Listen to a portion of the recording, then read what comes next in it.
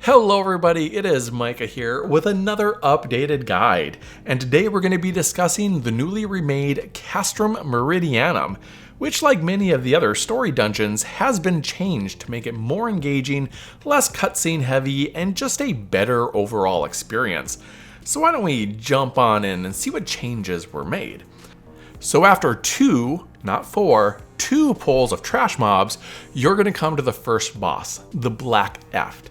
Now with this guy, like the other two bosses of Castrum, you're gonna want to hold him where he spawned in the middle of the arena instead of taking him to the side or to the back or over to the garbage chute like we used to. More on why later. At the beginning of this fight, the Black Eft is going to be accompanied by a handful of trash mobs. He will also continue to summon more throughout the fight. Now, these trash mobs do get progressively stronger, at least it feels like they do. So if you ignore them, you're going to have a real potential of wiping the party. And there are a total of 5 sets of adds. These include the original 4 cohorts, followed by a group of 6 cohorts, then 2 Magitek Colossus, then a group of 4 cohorts and 2 more Magitek Colossus. Now each group is going to appear whenever the Black Eft uses Requesting Assistance, which has a fairly long cast time, so tanks should be able to know when they're coming and gather them up quite easily. Another mechanic this guy likes to use quite often is high-powered Magitek Ray, which will do moderate damage in a straight line in front of the boss. Now you're going to know this is coming because there's going to be both a cast bar and a large swirl of Magitek energy coming from the gun at the front of the Black Eft. It doesn't, however, have a floor indicator, so you're going to want to just move away from the front of the boss whenever you see him start casting this. The boss is also going to call for incendiary support, again indicated by a casting bar and absolutely nothing else. This is going to cause a missile to drop in each of the 4 corners of the arena, causing proximity damage, which is why you want to tank him in the center. The further you are from where these missiles drop, the less damage everyone's going to take. And then finally, we have Magitek Cannon, which is indicated by this large circular ground AoE target. So if this ability targets you, simply step out of the yuck and you should be good. And with that, the Black Eft is down and you can move on. After another 2 pulls, you're going to come to the second boss, the Magitek Vanguard F1. And this guy loves his AoE, so you're going to have a lot of yuck to step out of. Thermobaric Strike is actually going to be the first one you'll see, and it has a fairly long cast time and will do proximity damage to anyone nearby. Now, these are always going to land in the corner, and they're going to consist of 1, 2, or 4 simultaneous strikes. And you can literally just stand in the center of the arena, maybe a little bit off center if you want to be a little bit more careful, and you're going to be completely fine. Now, a lot of people are going to move to the opposite corner of the strikes and just really far away from them, but there is not any need. Just stay in the center and you're going to be okay. A single AoE heal will take care of any damage that was done. Hypercharge will cause a room-wide AoE with a small circle of safety to stand in. There's really not much else to this one. Sermit Drill is the tank buster and will be indicated not only by a casting bar but also by this large red marker, which if you don't know it is the universal tank buster marker. It basically just means that there's big damage coming in, so mitigate and heal as needed. Also, if you're new or returning, I did an entire video on battle indicators, which I'm going to link below in the description for your viewing pleasure. Overcharge is a clonal AoE in front of the boss, simply step out of the yuck to avoid it.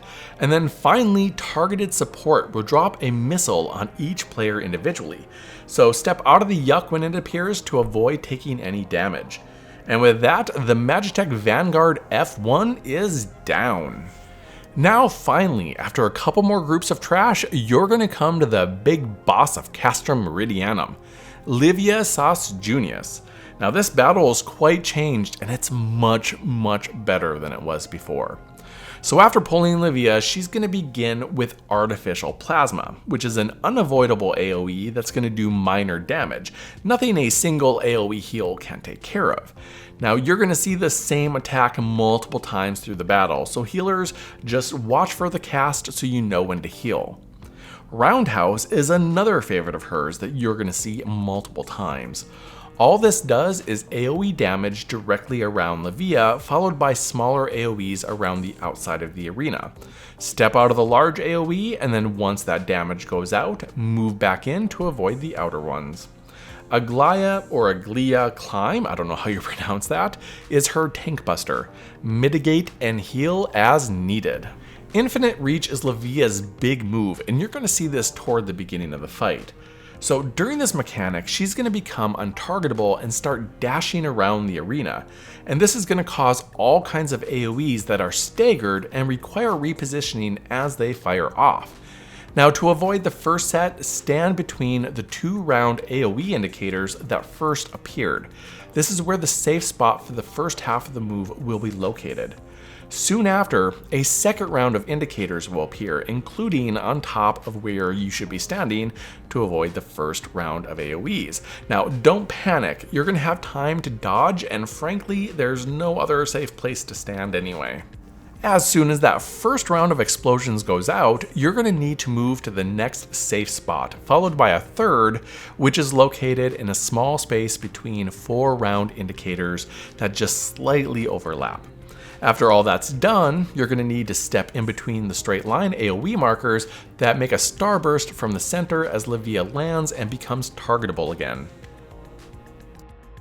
Like the Vanguard F1, Livia is also going to utilize thermobaric strikes, calling 2 to 4 bombs from above. However, she's going to couple this one with another move, either Stunning Sweep or Angry Salamander. Stunning Sweep will cause multiple round AoEs to appear around the arena. After the first ones go out, step out of the yuck and into a safe spot. Angry Salamander will cause an 8-pointed starburst originating from the center. But don't get too comfortable, because after this first round of AoEs, you're going to need to dodge the thermobaric strike itself. But whether the strike is 2 or 4, you can just stand in the center to take minimal damage. You don't have to move off to the side like some people like to do. Finally, at the very end, she's going to use Artificial Boost, which is going to strengthen all of her attacks. During this final phase, she's going to cast multiple artificial plasmas in a row, doing fairly large chunks of damage. Focus your DPS and heal as needed to finish her off. And after all that, you're done. And so am I.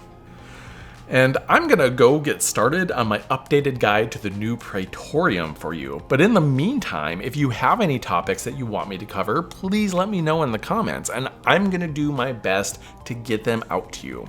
And as always, if you enjoyed this video, a like and a sub if you haven't already would be very much appreciated. No pressure though, never any pressure. And like I always say, it's been a hoot. Until next time, have fun.